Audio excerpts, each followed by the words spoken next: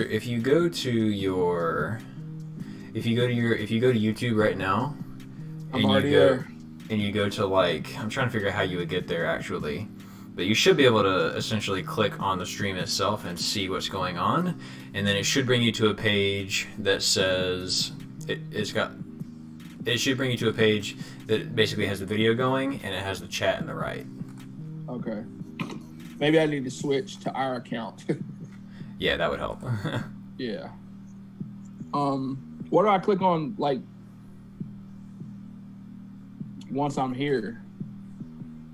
Once you're in there, it should just go like basically go to videos, go to like my videos essentially, and then click on the stream itself.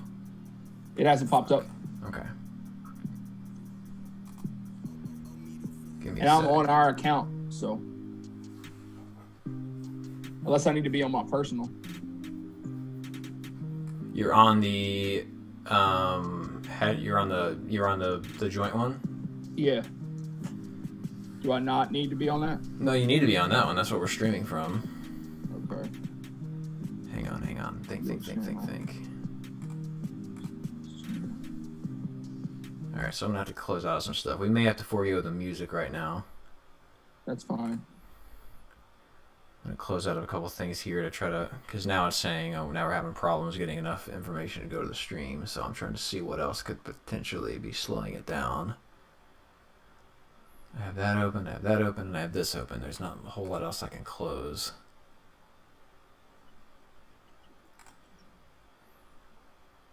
Do I need to close some stuff? No, there's something on here that needs to be done. At this point, I'm just trying to see. Is it just a matter of... Okay, I think that may have helped it some.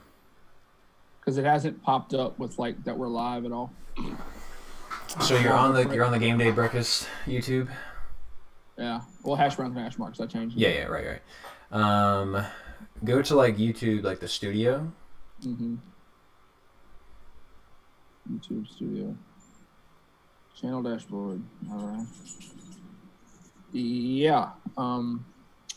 I'm here. And then go to Videos. videos, and there should be one that says live videos next to videos. Live. Oh, okay. You got it?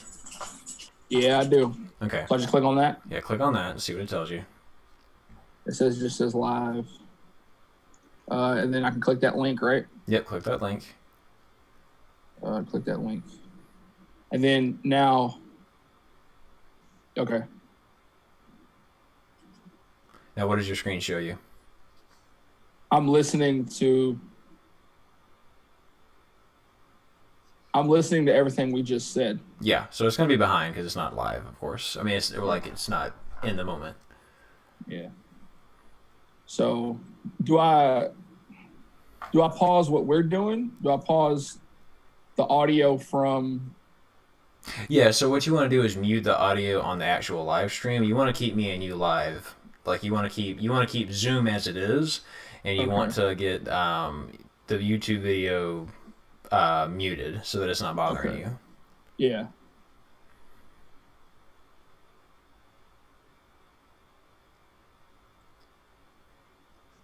So yeah, that's fine. It's good now. Cool. What does it giving you any sort of error messages saying there's any issues with the stream? Nope. Is it coming through kind of clear on your side? Yeah, it's clear. Except let me.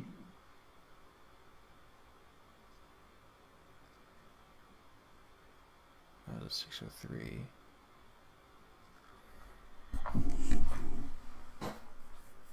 Yeah, I mean it's the audio's coming through, so I keep me and you live, and then Yeah, keep me and you keep us live because you want to actually interact with me. But then so I just need to have it like split screen so I can still read chat. But you said I could pop chat out, right? Yeah. So what you want to do? You see where it says live chat, then it has like the three dots in the top right. Yeah. Click that, and there should be a button that says pop out chat. Pop out chat. Yeah. Okay. So do I still need to leave the stream itself up? Yeah, you don't want to leave. You want to leave that up. And like I said, just keep that muted. And what I would do actually to save your internet as well is take and that little gear on the video and put it at the lowest resolution. Like put it at like 144 because you're not really going to be watching that per se. You're going to be watching this. So that's going to speed it up some. Okay, cool. That's going to speed the lag between. Yeah, it'll help out a little bit. Yeah. So like I just need to watch our Zoom meeting. You basically just need to watch our Zoom meeting and then have the chat in a comfortable spot. Does that make sense? Mm-hmm. Okay. That works.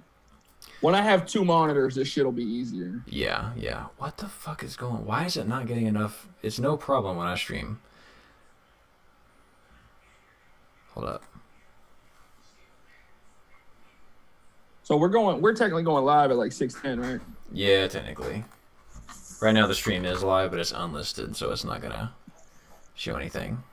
No. I'm gonna wait until you get.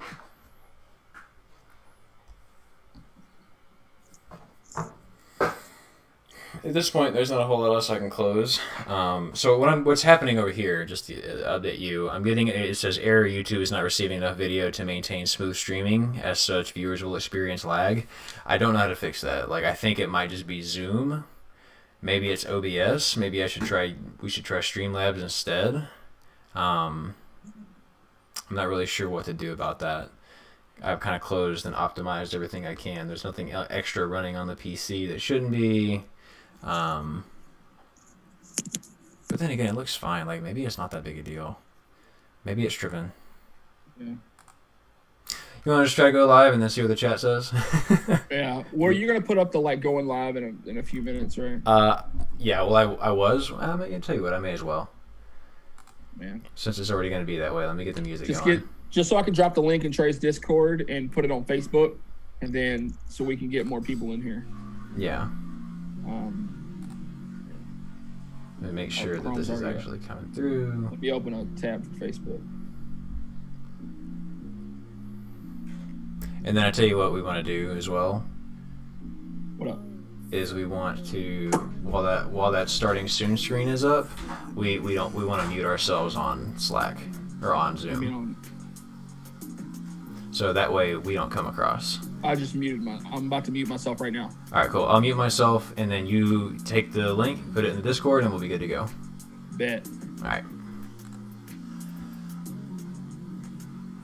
And then, of course, once I signal, we will just actually unmute ourselves.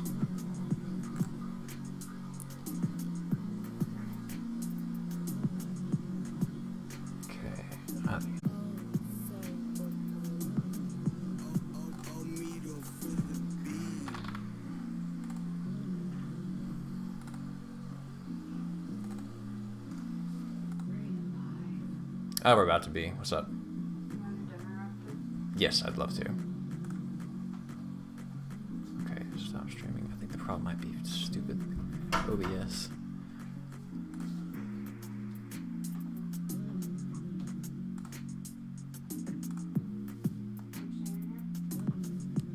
I love you.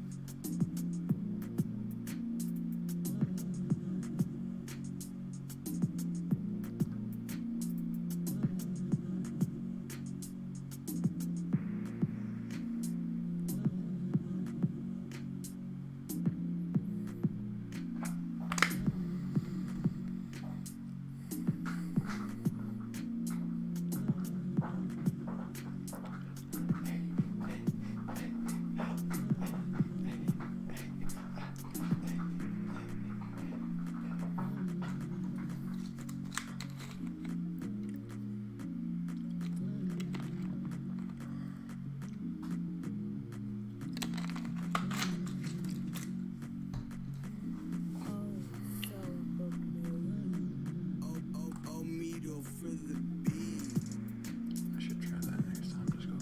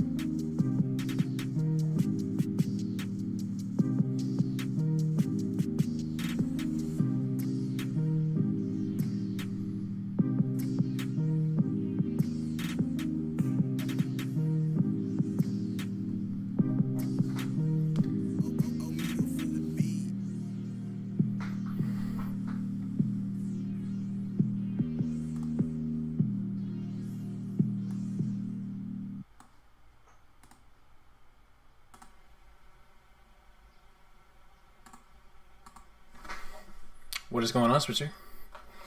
What is up, Daryl? What's Welcome happening, to the show. my man? Welcome to the show. Anyone who happens to be here, this stream, the health of this stream, to be honest with you, is laughable.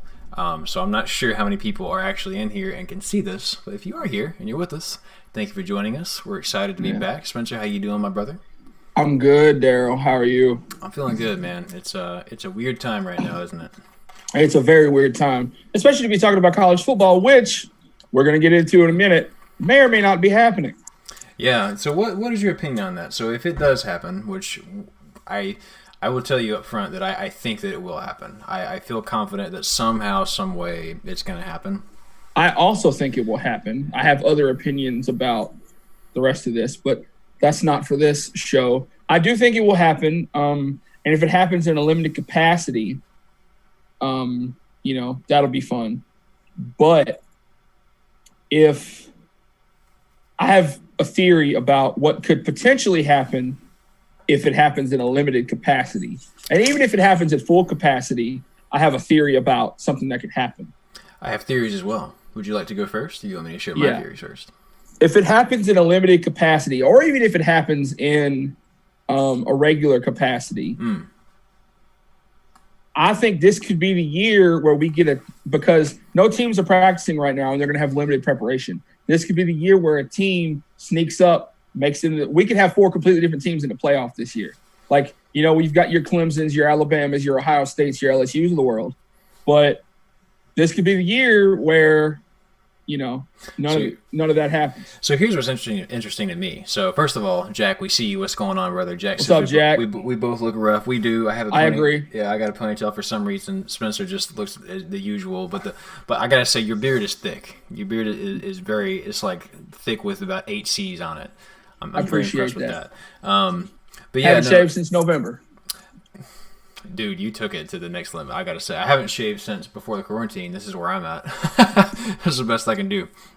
But no, you'll get there. I think this is an interesting year because if this does happen, every team is already off of its typical rhythm because typically you have spring training, right?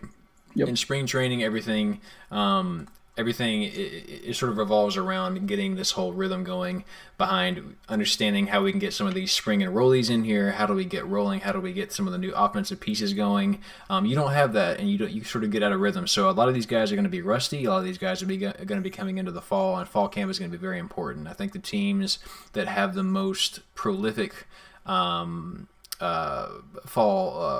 camp is going to do a lot this year. So yeah, I think it is an opportunity for some teams to catch others off guard just because you get out of that rhythm, it changes things, We might be this season, we might be looking at like 2007 college football season levels of upsets because of the lack of preparation. And like, yes, having a good fall camp is still going to lend itself to helping Alabama and Clemson and Ohio State and LSU and all these like major programs. Mm-hmm. But, you know, it could benefit them or it could hurt them because they're used to more of a rigorous type. They didn't have spring camp. They didn't have spring ball. They didn't have summer ball. Right. So, but now all these other teams everybody's going to be kind of on the same playing field. Yeah. So like it is, we could have some shockers this season. No, I agree. And I think without, you know, again, when you get out of that repetition, and the big thing is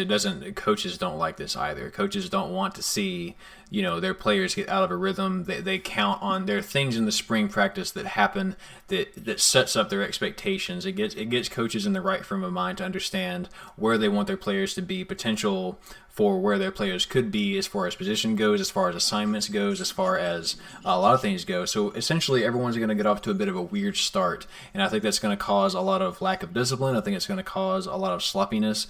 I think you're absolutely right. It's going to be a weird year where you could see a lot of different upsets and things that don't normally happen just because of the lack of the rust, you know, being away from for so long. For sure. But then again, you know, the big programs are the big programs for a reason. Yeah. You know, so they could also still be dominant. And I think they still will be and because of some of the caliber of athletes they get. Exactly. And I think when you look at it like this, things are leveled across the board. It's not like one team is going to be able to start earlier than another team. The NCAA is probably going to say, you know, this is what I think is going to be interesting to see because we're slowly beginning to ease into a period where some things are beginning to quote-unquote get back to normal, even by the littlest bit. I know politically a lot of people have a lot of different opinions about it, but the fact of the matter is things are beginning to slide just a little bit. Now, I think by the time fall comes around, we're still going to be easing into things as far as that goes. But I know right now, as far as crowds are considered, wrestling, I think right now they're going to begin allowing venues to be at 20. At least the state of Florida has said that 25% capacity for arenas is okay in sporting events, I think starting in June or something along those lines. Mm-hmm. I'm using a lot of paraphrasing because I can't really remember the article exactly how it went, but the point I'm trying to make is that we're going to be transitioning into that period. So I think it's going to be interesting to see when the NCAA is going to allow teams to start again, and if the NCAA allows teams to start again, is one state going to come in and say, no, we're not ready yet, whereas another state will say we are ready. Then one team suddenly gets to practice earlier than another team. This is uncharted territory. A lot of things can happen, but if there is a period where, let's say, the state of Alabama says, no, we're not going to let practices begin, regardless of what the NCAA says, we're not going to let practices begin until a later date, and then the state of Mississippi says, no, it's fine, you can start now, that's going to cause a lot of controversy, and I'm sure the NCAA will have a lot on their hands. Yeah, for sure. Yeah, it's like no one's going to know how to react to this. And, you know, there's going to be different levels of preparation for this that maybe people don't expect. Mm-hmm. And, you know, I know quarterbacks and things like that, you know, you get in a rhythm with your wide receivers and stuff like that. So this is going to be a very interesting year. I do think college football will happen. Maybe the stadiums will be at 20% capacity, which is going to be really weird because there's a lot of teams, like, example for Nebraska, they sell out every game, and they have since the 60s. Right. So if they can't have that stadium at full capacity, what are they going to do? Like, they're still going to – I mean, the Husker Nation's still going to show up. They're still going to be there. They're going to be there, obviously, because they sell that stadium out. But, like, it's going to be interesting to see how many people they're going to let. Also, College Game Day is going to be very interesting this year because what if they're not having big crowds at College Game Day? Like, imagine College Game Day with no signs in the background. Well, and it wouldn't surprise me in the slightest if College Game Day just didn't travel this year. You know, it wouldn't surprise me. Travel. If they didn't travel, but maybe they sent a crew out to film and have something for the background and things like that. Or say, hey, this is where we would have been, but we're going to be in the studio and we're going to send a small crew out there to film. Mm-hmm. And like, hey, you can show up. A certain number of people can show up and like have signs and stuff. Because this year, it's either this year or next. I think it's this season, though. I just the popped first the shit out of my neck. It felt so good. No, Please it's fine. continue. I think it's either this season or next year, but I want to say it's this season. The first game day of the season, Navy and Notre Dame are playing each other in Ireland. Mm-hmm. And game day was supposed to go to that. I don't know. I don't remember if that was this year or next year. That's the one we got to travel to. Yeah, I want to say it was this year, but if it's this year, it may not happen. Like, they may have canceled that already because, like, it's going to be one of the first college football games to be played overseas in a long time. Yeah. Man, like, that would be really exciting to see. Yeah. And, like, that's probably going to be a good game. Navy usually has a good team, and Notre Dame's usually a good team. Mm-hmm. Notre Dame's a Fighting Irish, so making sure, going to Ireland is going to be good for them. Something I thought about as far as the 25% capacity, if we're in some sort of state like that where they are allowing fans into the stadiums, you have to think that there's going to be a priority there because all these student athletes have families, right? So it wouldn't surprise me if a lot of that 25% is the families. And then and of course you have to have media, you have to have, or at least to a certain degree, you have to have camera crews. So it's going to be interesting to see if it's going to be completely families and they only allow in, if 20% is already filled after families and media and coaches and players, does the other 5%, the highest bidding, donors season for the ticket school, holders, maybe? Season ticket holders, boosters, right? How exactly? And where do you draw that line? Do you draw that line along who's donated the most money, who's been a season ticket holder? Like, where do you draw that line? Decisions that are well above my pay grade, but yeah. I'm not the president of any academic institution, so I don't get, or an athletic director, so I don't get paid to make these decisions. But it's going to be very interesting to see what happens. Yeah, no, absolutely. So very interested to see what happens there. And I will say this, I'm interested to see what the environment is going to be like. And I think that when you're watching these games on TV, as a wrestling fan, I have suffered through the empty arena matches for wrestling for the past like a month and a half. It is weird. They're weird to watch. It is, and it's one of those things, man, where you don't think about it. The crowd is such an integral part of every sporting event. You don't notice it until it's not there. You don't notice it until it's not there. So, but even if we're at 25%, I will say that I think that it's going to be okay, but it's not going to feel like the big-time football games that we're used to. I think what it's going to sound like is it's going to be sort of like watching a high school game. It's going to have the same environment of you're going to hear a band. Half the band, I'm sure that they'll have some sort of regulation on how much of the band can be there. Maybe they or won't if have they a let band bands in the well, they but opt out of bands. You can't have college football without a band. Well, that's but you also can't have it without fans. Yeah. So if it comes down to it, what do they pick? Do they pick the band? Do they pick the people? The bands and families. And then you're looking at what's going to sound like high school games. It's going to be like a spring game. Yeah, or maybe exactly. So if they do crowds and no bands, like the band is at the spring game, but it's always in a limited capacity. So like if they do crowds and like half a band, it's going to be like a spring game. And spring games are fun to watch anyway. Spring games, right? But it's not going to have the gravity, which I think could very well shift the momentum to some games. Like there's going to be some. I think if we do like limited crowds at these stadiums are huge, especially in the Big Ten. Like Michigan, Penn State hold 100,000 plus people, right? Right. If you do a number of that, the level of noise that they're going to be able to make to distract the other team is not going to be there. So there's going to be some home games that these teams like should come out and dominate because the crowd helps them. Like you got your maroon out shirt on, like A&M, the crowd is the 12th man, right? We always like lose a maroon out game anyways, so. Well, I mean, but you know what I mean? Like, yeah. That's what I'm saying. At A&M, the crowd stands for the whole time, and there's the war hymn and the yells. Imagine an Aggie game without the yells or the war hymn. That's going to be really weird. There was an old story I heard, I think back in the 90s. No, it was before that. I think it was about the 90s. Whatever it was some decade of A&M and UT rivalry football whenever literally the UT coach would take the speakers at the practice facilities and just blare them as loud as they could not during the entire practice, but I think during whenever they were, going full speed, running plays, trying to get plays out and stuff like that, just to prepare for the fact that they're not going to be able to hear in Kyle Field because of the 12 men. And that's one of those stories I like telling. But you get it absolutely, man, it matters. And I will tell you, imagine from my experience, go ahead. Jump around in Wisconsin. Like if you've ever seen those videos, start of the third quarter, they do jump around. Imagine jump around with like a quarter of the stadium filled. Well, it's not going to be the same. Exactly. And it's like, and I know the XFL, RIP was for what it was off to a great start, and obviously got crippled because of the whole COVID bit. But you kind of immediately felt the sort of irrelevance of the games because of how little the crowds were. When you see a packed stadium, it just adds a level of relevance to the game. It makes it feel like there's something very important about to unfold. And whenever you leave seats empty, you kind of go, no one really cares about this. Or at least that'll be the illusion. Now, obviously, I think by the time fall gets here, people will be ready for football.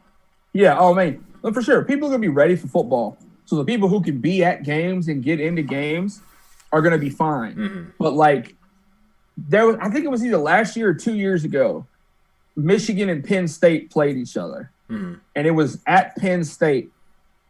And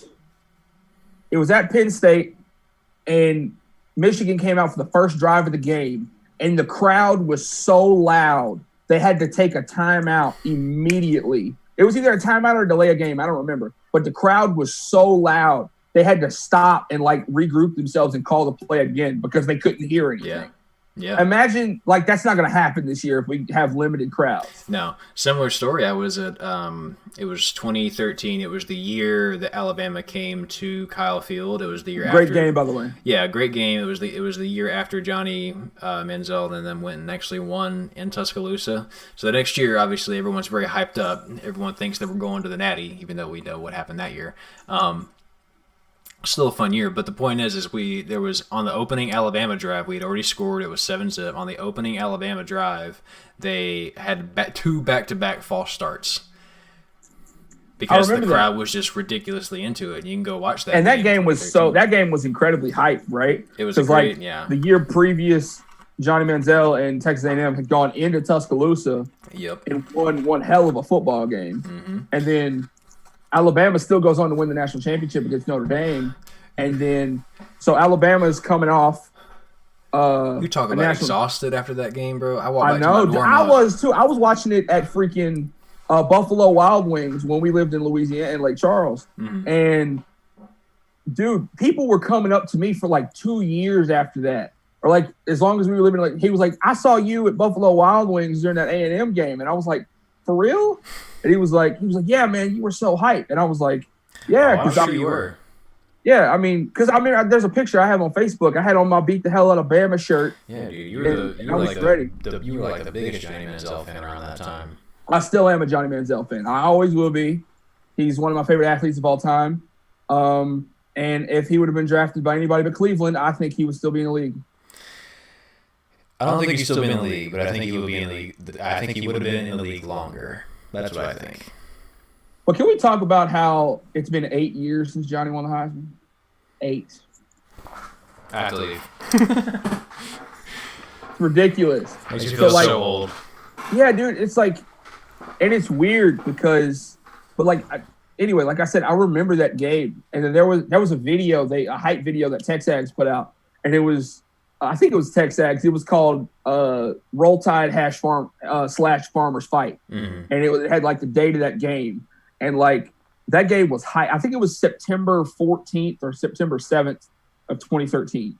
And then they were interviewing Alabama fans and they were interviewing Texas A&M fans. And it's like, they were like the whole college football world's eyes are going to be on College Station this day. And we were right because I think Gameday was there that day. Gameday was there, yeah. And so the whole world was looking at this, and the Aggies ended up losing, but only by a touchdown. They almost made the comeback. But like some of the craziest plays happened in that game. Yeah, the play where Johnny like got horse collared and chunked it downfield and it got caught. That 98-yard pass to Mike Evans. Yeah. Like when the comeback started. Like 3rd and 12, and he just tossed it up. Mike Evans was like, all right. Took it. No, it wasn't Mike Evans. It was number 18. I don't know who number 18 was. No, it was on that long play. No, that was Mike Evans. Yeah, on the long one for the touchdown. But when Johnny like scrambled and like got horse collared and then chunked it, was that Mike Evans? No, that was who was that? Wachiku, I think maybe. Was it Wachiku? I thought Wachiku wore number 8. I don't know. I thought he had been a long graduated. time, but somebody came up with it. Yeah. But the long touchdown pass to Mike Evans, he went and caught that. He made a touchdown, and then he was like on oxygen immediately after because it was so hot that day, dude. Yeah, dude. It was. I mean, I was inside the whole time, but like I remember being at Buffalo Wild Wings that day, and I told my wife, I'm like, I'm gonna be here for a while. I'm gonna watch this whole game. So just want to let you know that. And she was like, okay. And then I remember like it was funny when this dude got like pissed at me because I was sitting here getting hype and like a little bit mad that Alabama was winning this game, and he was like, hey, can you put it on the? He was visibly pissed at me, but he wasn't saying anything to me. But like he took his anger out on the waitress. He was like, can you put it on the LSU game? And LSU was playing like Kent State that day. And I'm like, dude, this is like one of the most exciting games. Like, obviously, I'm an LSU fan, but I support A&M as well. And I was like, this is one of the most hyped up games, and you're watching LSU about to beat the mess out of Kent State. Like, it didn't compute. And, like, the games were on at different times because A&M and Alabama had the 2:30 CBS slot, and then I think LSU Kent State was at like 5:30. It was like the afternoon game. I will say, just for the context, I will say that there is something about being a fan and having to watch another team beat your rival when you can't. You know, like I'm sure there was some, and you had sympathy because salt. But you had sympathy because you were a Johnny Manziel fan. I went to A&M, so like you had that whole thing going. I mean, A&M fan vicariously through you. Right. But, hold on, we need to back up before you went to A&M. Let's do it. Do you remember how much crap I talked when you told me you were going to A&M and I was still a UT fan? Yeah. I talked so much shit. It was unreal, dude. I called you. I think your mom picked up the phone, and I said, I have some bad news to tell Spencer. And then she was like, was it your mom? I don't know. And she was like, she said, oh, what's the news? I said, well, I know where I'm going to college. And she says, uh-oh. And I said, yeah. I said, I'm going to A&M. And then I heard you in the background. You go, no! You were so upset. I mean, yeah, but like... No, I take it back. That was more of a Darth Vader no. Yours was like a no! No, God, no! Like you couldn't accept it, you know? Like from The Office, no, God, no, please. God, please. Yeah, exactly. That's totally what it was. Dude, I talk so much noise, dude. Yeah, man. It's amazing. Hey, Kylie, what's going on? What's going on, Kylie? Chat. Yeah. But yeah, dude. And like, but it was funny because like, you know, we've talked about this. You also grew up a UT fan before you went to A&M. And it's like, but because that's all we knew. That's all we knew. No one around us had told us about A&M. It was all that was at Walmart. Yeah, it was all that was at Walmart. You could find an A&M shirt every now and then. But that was back when, like, Texas was good. Like, when they had Vince Young and went to the Rose Bowl 2 years in a row. I remember vividly watching Vince Young. That was the first national championship I ever stayed up late to watch. I remember Colt McCoy getting the lamest injury of all time. It didn't even look like he got hurt. They just were like, "Oh, he's hurt," and I watched the replay 8 times. I was like, "I don't want to talk about it." How is he hurt? Well, that was his arm turned into a spaghetti noodle. That was the birth of Alabama. His arm turned into a spaghetti noodle, and if that wouldn't have happened, Texas would have beat Alabama in that game. The birth of the Nick Saban era. The birth of my hatred of Alabama. I've calmed down a hell of a lot since then. But I bet 10 points on a test at that game. To someone you know very well who was a teacher. Yeah, I know who you're talking about. Bet 10 points on a test. And I lost. But I made like 110 on the test, so I still passed. I'll be honest with you, man. I think you were one of the first people in America that learned you don't bet against Alabama. Yeah. I mean, my bet was like totally insignificant, but, you know. Yeah. So. Well, tell me, my man, how do you feel about your boy Joe Burrow going to the Bengals? Are you sad about it? Are you pumped about it? I'm super excited about it. It's like, I'm excited that he went number 1, but when was the last time LSU had a quarterback this good besides Jamarcus Russell? That's it. He was the last one we had. It's them too. Go number 1. Dude, and like we were just talking about a few minutes ago, I saw a thing on Facebook.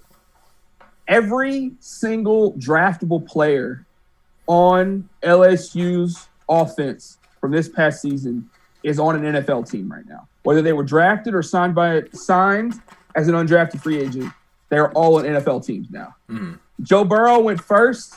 He opened the first round, and Clyde Edwards-Helaire closed the first round because he went with the number 32nd pick to the Chiefs. So he gets to go be with Tyrann Mathieu and a bunch of other LSU dudes. So it's just like, I mean, I'm literally wearing my national championship shirt right now. I really do think that this LSU team will go down in history as statistically one of the best. Statistically, in the conversation, the best. You know. Yeah. Like you talk, but also you look at like in terms of teams that got drafted. You know, you look at like the benchmark right now is 2001 Miami. That team had so many draft picks. It was over the time that they could get drafted, they had 35 first-round picks. Mm-hmm. Like, not all in the same draft, obviously, but when those players graduated and went to the draft or declared for the draft, they had 35 first-round picks. And then the next one is kind of, you look at 2015 Ohio State. They had J.T. Barrett, Ezekiel Elliott, Joe Burrow. You look at that roster, and they might go down as one of the best teams ever. Like, they won the Natty that year. Yeah. Did they win the Natty? 2015? Mm-hmm. No, it was Clemson, wasn't it? Well, Clemson won the Natty? Which year? Yeah, which year? It was 15 or 16, whenever they had... No, Ohio State won it in 14 because they beat Oregon in the national championship. In the first playoff. That's right. And then in 2015, Ohio State lost I think that was the year Clemson beat them in the playoff 31-0. Mm-hmm. And I think that was because Alabama beat Clemson first, and then Clemson beat Alabama. Right. So I think Alabama won that year. And then the rubber match, that was when Trevor Lawrence showed up and walked all over him. Yeah. No, they've played 4 times, haven't they? Have they played? Well, they played 3 times in the national championship and once in the playoff. That's right. Once in the semifinals. Okay, I always forget about the one with Coker. Yeah, dude, it's weird to me. Like, obviously Alabama gets top tier recruits, right? And they have for a while, and they're going to keep. Like, Alabama lost 2 games this year, but they were 2 rivalry games. They lost to, like, statistically the best team ever and their biggest rival. So I don't want to hear Alabama isn't going anywhere, and I don't like Alabama at all. They're not going anywhere. Yeah. They're loaded with recruits. They get the best recruits every season. They're going to be around for a while. Maybe we've started to see the fall off, but next year they might But what if COVID is the end? What if that spring training really messed up Nick Saban? I don't know. That would be very unfortunate because I don't want to see of course, you don't want it to end that way. You know, the best college coach ever have to go out like that. Like his downfall starts because of a global pandemic. Mm-hmm. I don't want that to happen. Hey Shane, I just saw you in the chat. What's up, man? What's going on, Shane? Oh, Kylie, I just saw your message. Hope you're doing well too. Yeah, I saw that too. Yeah. I hope you're doing well. Stuck in line at Jack in the Box. I hope you eat. I mean, nobody can go into Jack in the Box right now. So very true. But yeah, so I don't know. I want, and like I said on the podcast last season, I wanted Alabama at full strength. I wanted Tua to play because if LSU beats them, I want LSU to be able to say we beat Alabama at full strength. And hats off to Tua because he came in on a bad leg and still, his team, he almost made a comeback and they only lost by 5 points. So shout out to him, and I hope he does great with the Dolphins. But I don't know. It's just you look at all these teams, and I hope we can get football the way football is meant to be. Yeah, I absolutely agree, man. And it's we could go round and round about what the nation needs right now, but I certainly think that distractions are a good way to help. It's hard to just put something out of your mind without replacing it with something. And we need sports. We need sports. And I'll tell you this too.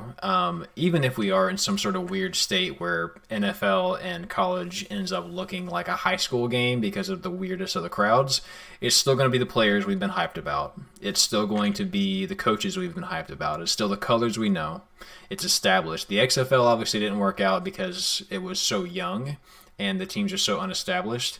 I think that if this entire crisis happens in the middle of the NFL season, they may try to keep going and just do the no crowd thing and finish things out, because there's still a lot of money on the table. Even if you go and do that at an empty stadium, there's still a lot of money to be made.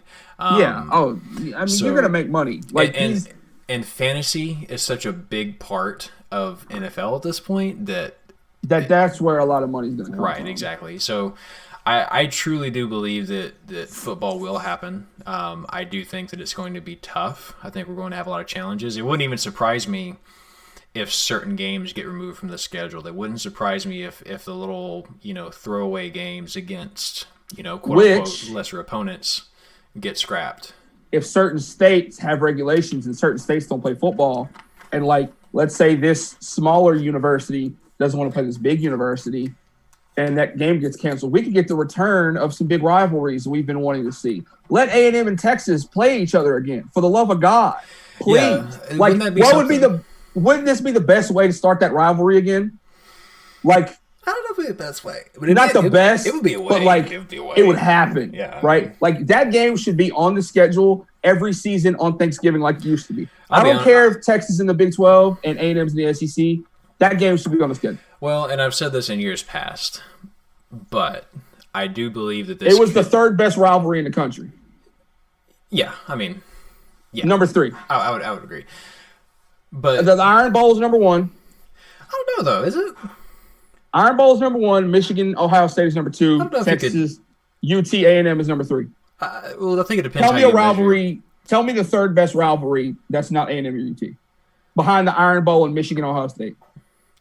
I would agree that those are the top 3 rivalries in college football. But I don't know necessarily. But I would put them in that order. Would you put them in that order due to the? That's my personal order. Your personal order, okay.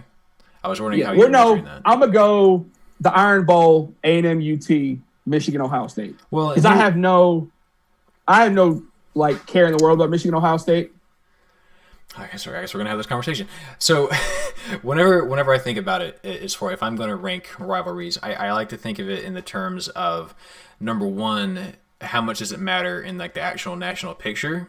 And that to me is factor number 1, and factor number 2 is how much do the schools truly hate each other, right? I think when you put it like that, the national relevancy and the hate has to go to Bama and to Auburn. The Iron Bowl. It has everything there. We can put it there.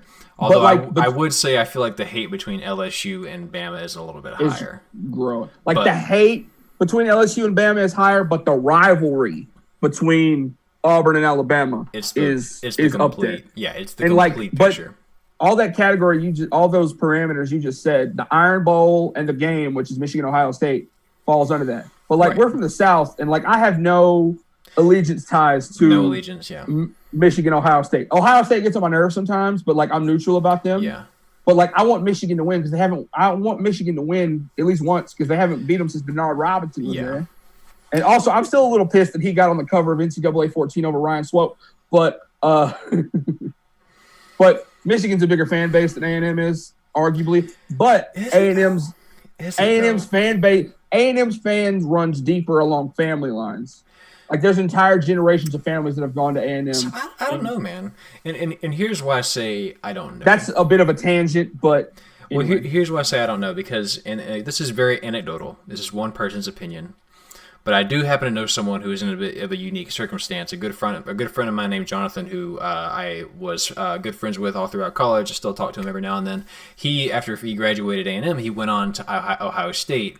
And he's been a big Ohio State fan all of his life. He got his master's degree there. He's doing well. But he told me that he went and did the whole tailgating experience at Ohio State. He's been to several Ohio State games. And he says that up there it's a different baby. And that there are people that care, that everyone is very into it. But it doesn't feel the same because I think mostly... Football in Texas is religion. And if he's from Texas. That's exactly right. So I think that in the South, it just, quote unquote, it means more. And it really does. I know it's an SEC quote, but I think it does just mean more. Shane, I just saw your comment. What are you cooking? I think it does just mean more. And that's not to say that it means that doesn't mean anything in the North. I think that, obviously there is a lot of very impassioned fans between both of those schools. I just think that when you look at the level of national relevancy, when's the last time that Michigan was truly relevant as far as the playoff goes? Like they're in the same echelon as like the A&Ms and the they haven't made the playoff. Right, they're always in the conversation, but nothing really ever comes of it. But like, hey Trey, I see you're in here. Iron Man. I'm talking about the Iron Bowl, Trey, not the Iron Man. What's this man talking about?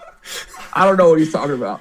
Anyways. But yeah, and for those of you who don't know, first time listeners, I see Shane, Kylie, and Trey in here. If you don't know what the Iron Bowl between Auburn and Alabama is called, the Iron Bowl. It's a giant bowl the winner gets to eat cereal out of. Yeah. Don't eat cereal out of iron. You'll get poisoned. I wish that was true. Not the poison I wish that was part, true. But it used to be played in Birmingham, Alabama, for years. It was always a neutral site game, and there's a lot of like iron metal industry in Birmingham, so they called it the Iron Bowl. Real quick, what's that axe? Do you know what I'm talking about? The Paul Bunyan's axe, the one that Wisconsin and Minnesota play for. Keep going. But yeah, so it's called the Iron Bowl. But like, the reason why I say the Iron Bowl is the number one rivalry in America is because that's it when it comes to, yes, we can see the chat, Trey.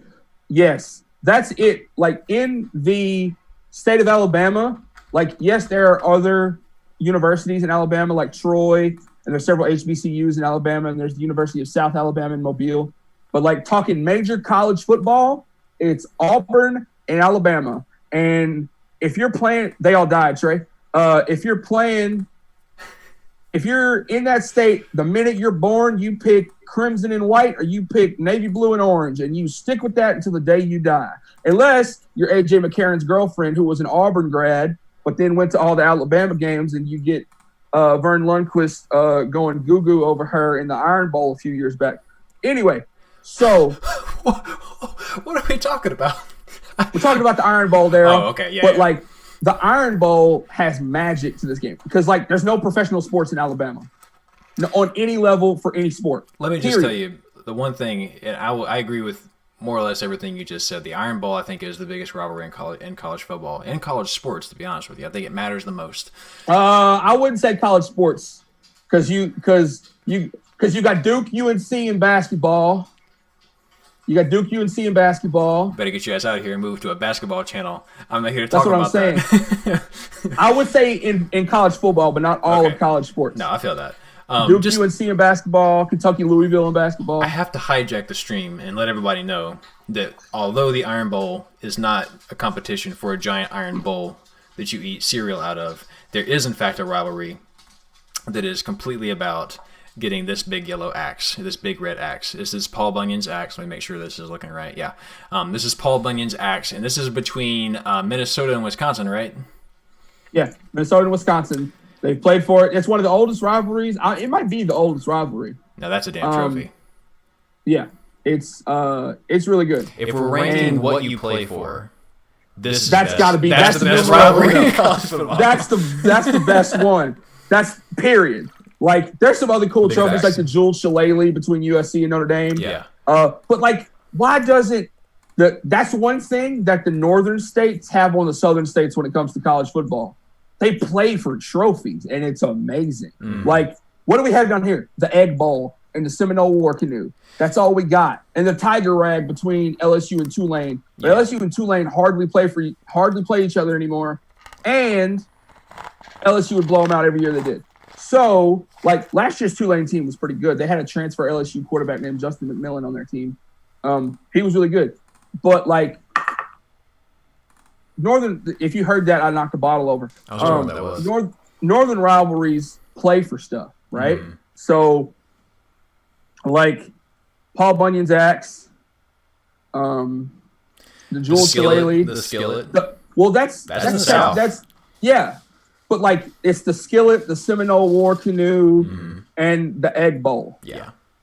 That's it. That's all you got. Look, man, I'll be honest with you. I know at the time, I was not a big Baker Mayfield fan. I've since come around on him. But I will tell you this. That golden That golden cowboy hat? Yes, yeah, absolutely. That UT play for?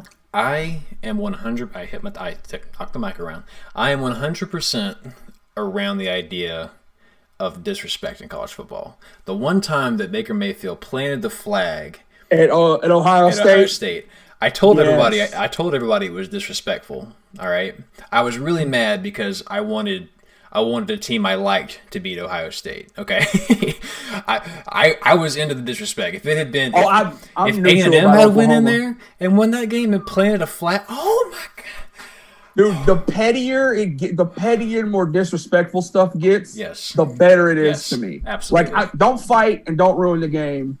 But why do you think I'm a wrestling fan, man? I want to see things get personal. Yeah, Trey. Look up. Can you put the iron skillet up? I can. Absolutely. There's a battle for the iron skillet between TCU and SMU. This is my favorite in all of college football. This is my favorite trophy that anybody plays for because I love cooking in cast iron, and cast iron's fun. Here's the story. They're both TCU is in Fort Worth, SMU is in Dallas. So this is a rival of proximity. They are both private religious schools. Methodist University, TCU is Texas Christian University. So it's a rivalry of proximity. What happened? TCU is the Horned Frogs, SMU is the Mustangs. Way back in the day, there was an SMU fan in the 40s. There was an SMU fan in the crowd of the TCU-SMU game tailgating, and he was cooking frog legs, which is hilarious because, of course he would. They're playing the Horned Frogs. He's going to cook frog legs. Some TCU fans saw that and said, that's disrespectful. You shouldn't do that. And the SMU fan was like, all right, bet. I got you. Whoever wins the game, their fan base gets to keep the skillet of frog legs. SMU wins the game, and they keep the skillet, and TCU and SMU have been playing for the skillet. I don't know if it's the same skillet, but TCU and SMU have been playing for that skillet since the 40s. Since the 40s. It's awesome. All also, right. Side note, tangent. Do you know where A&M got Gig'em from? I know you do, but they don't. Yeah. You know. Texas A&M, they say Gig'em Aggies, right? That's right. And they throw up the... This is not a thumbs up, as a matter of fact. I think you should be able to see me right now. This is not a thumbs up. This is you holding a gig because we used to play the Horned Frogs way back in the day. And what do you do when you hunt frogs? You gig them. You gig them. And somebody just said, hey, gig the hell out of them Horned Frogs, and then it stuck. Or it was one of the Yell leaders, actually. Yeah. If you don't know, they were like, what are we going to do to the frogs? And they were like, we're going to gig them. Mm-hmm. Gig them Aggies. So, that's how memes begin. Memes are just traditions that don't exist on the internet. But it makes sense though because A&M's an agricultural school, so they do a lot of hunting and fishing, and so they like to gig frogs. But I agree with you about traditions being memes that aren't on the internet. Big time. And also, what's that saying about A&M? If it happens once in Aggieland, is it something that happened? If it happened twice, it's a tradition, something like that. If it happens once, it's a coincidence. If it happens twice, it's a tradition. I love it. There's so many traditions at that school. Anyways, here's the iron skillet. You should be able to see it now. Just to give you some facts as a person who spends a lot of time in the kitchen. Number one, that is a fat-ass skillet. This thing is huge. That is a big man. That thing is big. That looks like the one I found in South Padre. Yeah, exactly. That's probably a good 16, 17 inch because I cook with cast irons often. Big skillet, big man holding that skillet. The skillet looks big to the big man. Proportionally, that's a big-ass skillet, okay? Yeah. Thing number two, that thing is horribly under-seasoned. This is what they look like whenever you don't put any seasoning on top of it. So I'm not sure how it's not rusting. Maybe that is rust. Maybe that's the reason it's that color. I'm sure they do something to it to preserve it. They're bound to. But they should be black. LSU, it should be black if they season. But they're not going to season a trophy skillet. Right. But LSU, here's another trophy people play for in the South. LSU and Arkansas play for the Golden Boot. And if you take the states, if you look at a map of Louisiana and Arkansas, it looks like a boot because they call Louisiana the boot. Yeah. And then Arkansas is like the shaft. And so it's the two states put together. One of the last times LSU beat Arkansas, because we have been for the past few years, they cleaned the trophy, but they only cleaned the Louisiana part of the trophy and shined it up real shiny and left the Arkansas part real dull, which was hilarious. That was Coach Orgeron's doing, which was hilarious and petty, and I love it. I love Coach O too. My man. Not that he's just the coach of my favorite team. He's also hilarious. Dude, Coach O is a legend. He's a walking legend. Yeah. And if you all don't mind, I need to move to a different location because my computer will die if I don't. So better go grab that cord because we're going to lose you if you move to another room. Why are we going to lose me? Because remember when you went in your bedroom earlier, I'm not moving to that. I'm going to just move into the living room instead of the kitchen. All right, cool. I got you. But I'm still going to be here. This looks really weird, but we're going to be here.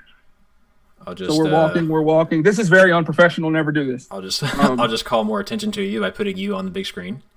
Yeah, we're going to turn the big light on. And if you see dogs walking around, my dogs are in here. So if they make noise or go anywhere. That's what dogs do.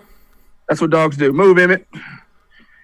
All right, sorry. I am the worst live streamer on planet Earth. Live from my mother's living room. Hey, man, that's how it's done. All right, that's professional live streaming etiquette right there. You have to be from your mother's living room. Yep. If at all possible. If at all possible. There's the chat lagging. I haven't got a message in a few minutes. Well, my chat quit. I can't pronounce words. My chat quit. It stopped working. It says try again later, but I'm not going to refresh it because the stream is like hanging on by a thread. So, also, I got to say, I really like how this stream is just sort of turned into us like educating people on rivalries and such. Oh, I love it. I mean, we could do a whole stream about talking about fun stuff. Do a critical analysis stream of every individual college football rivalry. Yeah, we could. The Iron Bowl has the most magic to it. There's always magic in that game. Yes. Weird stuff happens in that game. I love it so much. We talked about the Iron Bowl a lot for good reason. Mm-hmm. It's nationally relevant. Sometimes I'm sorry, I'm very unprofessional. We never claimed to be good. We never claimed to be good at this. Yeah, man, we're just getting started. I do need you to rotate your camera a little bit. I need you to be on that portion. There you go. That's what I wanted. Yes, sir. Yes, sir. All right, cool. Let me check the chat on my phone. Maybe I can get it to pull up that way. I left my phone in the kitchen. That's all right. No big deal. Let's see if anybody is coming through. Let me refresh the chat. Yeah, actually, just do it on your end. Refresh the chat on your end. No, nothing's happened. Okay, cool. Trey said he was eating chicken, so. Oh, delicious. Oh, is that what Shane said or Trey said? I didn't hear you. Trey said that. Trey said that. I asked Shane what he was eating for supper because he said he was cooking supper, but he never responded. He was devouring. Trey said he was devouring chicken. Now you can't see my eyes because I have the big light on. It's all right. No big deal. And he said he was devouring our info as well. So apparently me talking about skillets that are unseasoned. Finally, some delicious content, right? Yeah. Trey says, where do we get so much info? And Trey, it happens, just you're a fan of something for a long. It's like with anything. Yeah. Trey, why do you know so much about Batman and finger painting? I don't know. Probably because you've been doing it all for a long time. Oh. I got you. Inside joke for all of you. Was that an inside joke? I literally just made up the finger painting part. I threw that in there. Am I referring to something? Yeah, the joke I put in Trey's stream the other night, genius. Are we just on the same stupid wavelength? I didn't read that comment. Oh, well, we're on the same wavelength. That's why we're good. That's why we're good co-hosts. Mm-hmm. So, am I in the correct part of the screen? Yeah, you're fine. What else do you want to talk about, dude? Because we didn't really set up topics. We just sort of hopped in to test this. Yeah. And we've been going for almost an hour. We probably should wrap it up in the next 10 minutes. Almost an hour. We've really been going for almost an hour. Yeah, dude. Time flies when you're streaming from your mother's living room. Yeah, I mean, we can keep talking. Trey asked, so are there any changes in teams for no? LSU, A&M, Houston. You know what? As a matter of fact, Trey, now that you've asked that, I'm going to go ahead and change my team. I am now a Vanderbilt fan. I support all Vanderbilt sports. Yeah. All right, I'll tell you what, here's a good one. This is a legit question. Your dark horse pick for the Natty next year. For the Natty? For the Natty. Your matchup for the Natty next year. How about I give you my dark horse for the playoff? Okay, that's fine. I'll take that. Tennessee. People have been hot on Tennessee for some reason. Tennessee. I know they had a fair recruiting class. Tennessee. I'm trying to think. Purdue. No.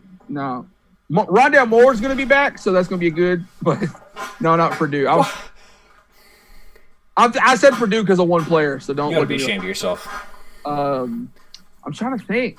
Because I don't. USC. I'll tell you what. USC is not going to be a dark horse, but I'm gonna give you USC and Tennessee as two teams that I think will be very good. You said UNC? US. Also, North Carolina. That's one of my dark horse picks. I think North Carolina for sure. Yeah. I think Sam Howell he's dark horse Heisman pick for me too. I don't know if he's dark horse Heisman pick, but he certainly has the I can win a game factor. That North Carolina team is one of the games I'm most excited about. I think it's like week 1 or week 2 is Auburn versus North Carolina because that game is going to be amazing. Yeah. That game is going to be awesome. Sign me up. So, if I had to, three dark horses, North Carolina, USC, University of Southern California, and the Tennessee Volunteers. Okay. University of Tennessee. All right, you just picking 3? I can't really. Who do I got a fourth? Alabama. Kansas State. Kansas State. I'm serious about Kansas State. Right, I'm sorry. They beat Oklahoma last year. Their quarterback's coming back. They always recruit well. They do have a young coach now. Former coach of the North Dakota State Bison. And yes, Dude, I said that correctly. I'm with you. K-State, you're right. Now that you say it, they do have a lot of big factors lined up. Also, Iowa State, because Brock Purdy's going to be back. That's a pretty good football player there. Pretty good. But yeah. That was the stupidest thing you said all last season. It was great, though, and you laughed. That was week 1. No, it wasn't. Week 1 was when I made the stupid Louis Vega joke about Tate Martell. That might have been week 2. What is Tate Martell doing now? Did he transfer to Arkansas? He's in Miami still. Is he going to back up? Is he going to back up my boy De'Aaron King? Yeah. He might be playing wide receiver. That wouldn't surprise me. If he would have just stayed at A&M, he'd have been fine because he was like hardcore committed to A&M, but he wouldn't have beat Kellen Mond, so it wouldn't have mattered. I don't know, man. He might have. Kellen Mond got beat out his first year. By who? By Kyle Allen. And then Kyle Allen got hurt against and then Nick Starkel. Nick Starkel, yeah. Who else did they have? Who did I say? No. He got beat up by so it was the whole transfer situation because Kyler Murray left. Imagine Kyler Murray stays at A&M. I don't think it matters. He can't. I mean, look how he's struggling against these NFL defenses. You think he was going But he plays for the Cardinals. True, and they're trying to help him out. They picked up DeAndre Hopkins. They picked up. So isn't he like 5'5"? Like he's tiny. They picked up Jerry Jeudy too, didn't they? Yeah. No. Jerry Jeudy went to the Broncos. The Cardinals got somebody big. DeAndre Hopkins. Yeah, I know, but out of the draft they drafted. Anyways, they're putting some weapons. Isaiah around Simmons, from the linebacker from Clemson. They're putting some weapons around him, but I don't know. I think he was better for his career. He was much better off going to Oklahoma, in my opinion. Oh yeah, I mean, for sure. Yeah. But who knows what happened? Anyways, back to what we were originally talking about. That was after Kyle Allen left. It was after Kyler Murray left, and then the next year, Nick Starkel and that other guy. The other guy, what's his name that plays for the team that I can't think of? Kellen Mond came in, and then they competed. Nick Starkel won the job before the UCLA game. Kellen Mond came in, and then which UCLA game? The second one. The one in College Station or the one in Los Angeles? The one in Los Angeles. The one where freaking. I don't want to talk about that game. Yeah, I don't either. The one good game Josh Rosen has, and all of a sudden he's a top draft pick. That dude is so trash. But he had one good game his entire college career. Kind of agree with you. Anyways, so all that happened. I forgot what the original point was, but we were talking about Tate Martell somehow. Anyways, dark horse picks. Because you got yours out, I got to get mine out. UNC, very big on them. What's his name? Kyle Howell, is that his name? Sam Howell. I was thinking Kyle for some reason. Sam Howell, very talented. Again, he's not going to be the highlight machine, but from what I saw last year, both against Clemson and against... He's very efficient. Against Clemson and against USC, he steps up in big moments. He's very clutch.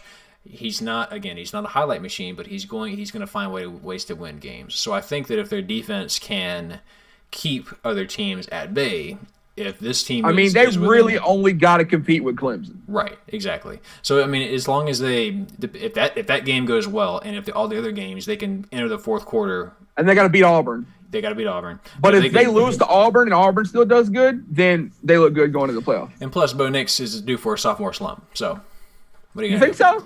Yeah, I think so. I think Bo Nix he's still going to be very good. Bo Nix is going to be awesome. Bo Nix is the same thing. He's cut of the same cloth. He's not a highlight machine, but He does step up. He had that really pretty throw against the Oregon, that great Oregon team last year. So Auburn's actually my other dark horse pick, to be honest. Oregon? Yeah, not Oregon. Auburn. Auburn. My apologies. Auburn. Yeah. Auburn, I think that they're going to win the Iron Bowl again. Again? I think they're going to win the Iron Bowl again. They get in the playoff. I also have another prediction. A team that this year, and maybe this is just the bias in me talking, but this year, I think there is a team that should not beat Alabama, is going to sneak up and get Alabama this year. I don't know who it's going to be. Mississippi State. It might be Mississippi State. I don't know. Well, because they have Mike Leach now. Dude, they do. And Garrett Schrader's going to be throwing for like 5,000 yards this season. Look, imagine seeing that. Nick Saban can't compete against good quarterbacks, and new coaches energize quarterbacks. You look at Kellen Mond with Kevin Sumlin versus Kellen Mond with Jimbo Fisher. There's a difference, man. Coaches energize quarterbacks. So, like the air raid off. For those of you who don't know what I'm talking about, Mike Leach is a coach that like innovated an offense called the air raid offense. You throw the ball a bunch. He was at Texas Tech for years. All of his quarterbacks set a bunch of records. He got fired from Texas Tech for some BS reasons that we're not going to get into. And then he went to Washington State. He took a year off, and then he went to Washington State. Washington State's quarterbacks, whether the team is good or not, they're always in the top in passing statistics. They're always in the top in passing touchdowns. And now he's the coach at Mississippi State, which is an SEC school. The SEC is known for running the ball, smash mouth, hard-hitting football, and known for defense. So he's going to bring that air raid offense to an SEC team. And this year's Mississippi State team could very well be how 2012 A&M was. No one was ready for them. 100% agree. Yeah. No one was ready for them. And one play goes right in that Florida game, and another play goes right in that LSU game. A&M's undefeated when they go in and beat Alabama and Tuscaloosa. So Leach's offense is interesting because, and the reason his quarterbacks set all these records is because the running game is almost non-existent. The running game is short screens. It is short passes underneath. Which is passes. Which counts. They get the running backs involved, but you have to be a receiving running back. Like exactly. A player like running backs from years past, Derrick Henry, Leonard Fournette. You're not going to recruit one of those. Mike Leach is not going to go after you. Yeah. This is a team that's going to focus entirely on speed, and I think the biggest thing, you're going to have that first year where it's going to work really well because suddenly the SEC has to prepare for it, and there's not going to be a lot of film for it. You can look at old Mike Leach stuff, but he's still going to have a brand new coaching crew. There's going to be some changes, I'm sure. So, but yeah, there's going to be a lot of stuff that you're going to see a lot of weird, like underneath screens where they run back. It's going to be a lot of fun. Mississippi State games are going to be a lot of fun to watch. Yeah. But yeah, it wouldn't surprise me if they pull out an upset against a team they shouldn't. I don't know if it's going to be Bama. For sure. But can we just talk about the fact that in the SEC West right now, coaches, we have Nick Saban, Ed Orgeron, Mike Leach, and Lane Kiffin, head coaches in the SEC West. This is going to be one of the funnest SEC West seasons because also Ole Miss, the Egg Bowl's always fun, except last year was weird. The Mississippi State Ole Miss game, where they play for literally a bowl full of eggs. And since that's what it's called. I don't know. I don't know necessarily the history on that one, but I do know the history of why. Made entirely of eggshells. But for those of you who don't know, at Mississippi State games, home games, because a lot of stadiums don't allow them to have them, they ring cowbells. And it's really annoying if you're in the stadium. They do the same thing at McNeese, which they probably stole that from Mississippi State. But the story of why Mississippi State rings cowbells is because they were in the Egg Bowl a long time ago. They're playing Ole Miss. A cow wanders onto the field. They were losing the game. The cow wanders onto the field, and it kind of distracted the Ole Miss players for a bit. And then they get back into the game. They end up winning the game. They kept the bell, butchered the cow, and ate him for the team, and now they ring cowbells. Dude, it was the early 1900s. Don't look at me like that. There was stray animals everywhere. John Boyce fans know what I'm talking about. Yeah, I guess you're right. Like the story of the 1922 Georgia Tech versus Cumberland College game. I wish you could just go out on Interstate 35 and there would just be chickens walking across the road. I don't want the chickens to get killed. Dude, I don't either. But imagine the feathers just. Yeah, it'd be like that baseball highlight of Randy Johnson back in the day when he threw that ball and killed that dove. Dude, all right, we're getting off topic. Yeah. Dog, Anyway, I'm gonna look that up. Randy Johnson kills bird video. Please. Rest in peace to that bird. I don't condone animal violence, Yeah. but this was a freak accident. Genuinely, if you're watching, you should go watch that. It's a once in a life, like that will never happen again. The odds of this bird swooping down at the same time a 95 mile an hour fastball is coming by and just the bird collides. Dude, like that, like that's like the same odds as like the Big Bang or whatever happened. Anyways, Spencer, I'm gonna be real with you, man. I'm starving. I think we've talked enough. I've enjoyed this. It's been a lot of fun. Yeah, this has been fun. We got to do this more often. Yeah, we do for sure. I know we talked a lot about COVID and we talked a lot about fun traditions. So yeah, dude, this has been fun. If you're watching, Trey, Kylie, Shane, Jack, I see you. Thank you for being here. Oh, we rebranded. We didn't talk about that at all. So very briefly, guys. We are still going to be doing a podcast. It will be called probably the Gameday Breakfast Podcast. The Gameday Breakfast Podcast. The channel is now Hash Browns and Hash Marks because we may be making like separate content. So like what I'm thinking about doing, I'm studying like film right now and just sort of learning like the in and outs of how things work. Mike Leach is one I've been watching a lot, funny enough. So I think what I want to do is do a thing where like I analyze one play a week whenever college football starts and then maybe make it fun, maybe make it interesting, maybe make it kind of goofy. I don't know. So we maybe do stuff like that. And then Spencer also has some stuff planned. Yeah. And there's going to be just different. We're going to diversify the content. Yeah. And like Hash Browns and Hash Marks was the name. For those of you who don't, we did the podcast last year, but we wanted to start it 2 seasons ago in 2018, but we just never really got it together. And Hash Browns and Hash Marks was a name we kind of came up with.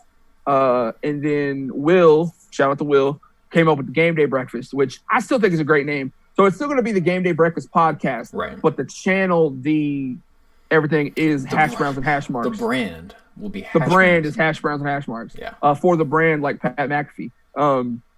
But yeah, so it's like our logo looks great. Daryl designed that for us. It's just like Hash Browns and Hash Marks is a memorable name. Like you're going to remember that. Like if you're looking for content and this pops up, and so it's going to stick in your head, and then you're going to listen, and you're like, oh, who are these two goofballs? And then you're going to listen to us talk about stuff for an hour. Or however long we do this for. That's assuming a lot. I don't know if people like us that much. I mean, they might. But hey, yeah. But hey, I'm glad for the people who are here. For sure, man. But yeah, thank you for watching. The guys. rebrand is happening. The Facebook is going to jump off a lot more. It's been a ghost town there since the national championship. We got to do something, man. I want to make some graphics and stuff, but with running the other channel, it's like so much to do. And I have to a job too. What the hell is that? So yeah, I got to get you going on some graphic design though, so you can learn how to do some stuff like that. And now that I have a computer and we're able to do this type of stuff, I can start making you some templates. We'll figure it out. Yeah, and this is going to be, once the season gets here, this is probably going to be much more polished. But we just wanted to get this because we hadn't made anything in a while, and we just wanted to talk college football for a little while. And honestly, just do something. So yeah, there might be what happened to videos.